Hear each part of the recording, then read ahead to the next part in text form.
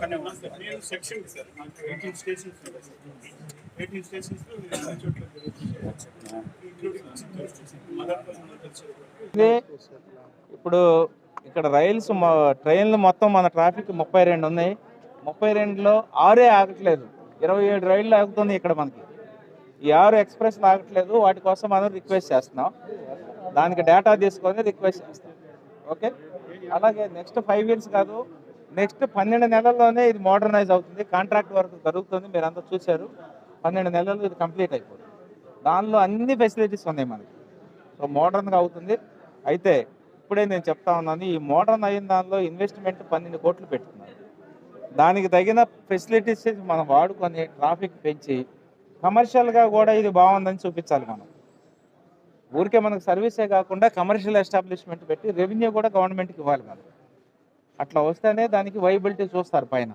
So అదే ఇప్పుడు నేను కమర్షియల్ ఆఫీసర్కి చెప్తున్నాను, మీ వర్క్ మీరు చేయండి, కమర్షియల్గా కూడా రెవెన్యూ తీసుకురండి. ఇంకా మోర్ ఫండ్స్ అడుగుదాం మాకు ఇంకా ఇక్కడ కావాలి, ఫుట్ ఓవర్ బ్రిడ్జ్ కావాలి, మేము ఎంత ఇస్తున్నాం, మాకు 5 టైమ్స్ ఇవ్వండి అని చెప్పి మనం అడగడానికి బాగుంటుంది. సో అట్లా ట్రైన్స్ ఇప్పుడే కదా చెప్తున్నాను, 6 ట్రైన్స్ తప్పితే అన్నీ ఆగుతుంది. ఇక్కడ 6కి నేను రిక్వెస్ట్ పెడుతున్నాను. అది ఆగటానికి డేటా తీసుకుంటున్నాను. మన ట్రాఫిక్ ఎంత, ఈ ట్రాఫిక్ ఉన్నప్పుడు మాకు ఎందుకు ఆపట్లేదు, ఫెసిలిటీస్ ఇవ్వండి, బిజినెస్ పీపుల్, ట్రేడర్స్ ఉన్నారు, ఎంప్లాయీస్ ఉన్నారు, మాకు ఇవ్వండి అని చెప్పి అడుగుతుంది. మీరు జర్నలిస్ట్కి సంబంధించి మీరు లెటర్ ఇవ్వండి, నేను రిప్రజెంట్ చేస్తాను. ఎందుకంటే మీకు రాయితీ ఏముంది అది ఇప్పుడు పెట్టిద్దాం. సో ప్రపోజల్ అయితే పంపిస్తున్నామండి, చెన్నైకి డైరెక్ట్ ట్రైన్ ఏమని ఇక్కడ నుంచి. సో ఏదైనా పాస్ అయ్యే ట్రైనా లేకపోతే మనకి ఇక్కడ నుంచే ఇస్తాడా, సో మధ్యలో అన్ని కవర్ చేసుకుంటా ఇస్తారా అనేది మనం జిఎంతో మాట్లాడితే క్లియర్గా ఐడియా వస్తుంది. ఇన్నోవేషన్లో ఉంది అంతా, ఇక్కడ చూసిన వర్క్ నడుస్తుంది.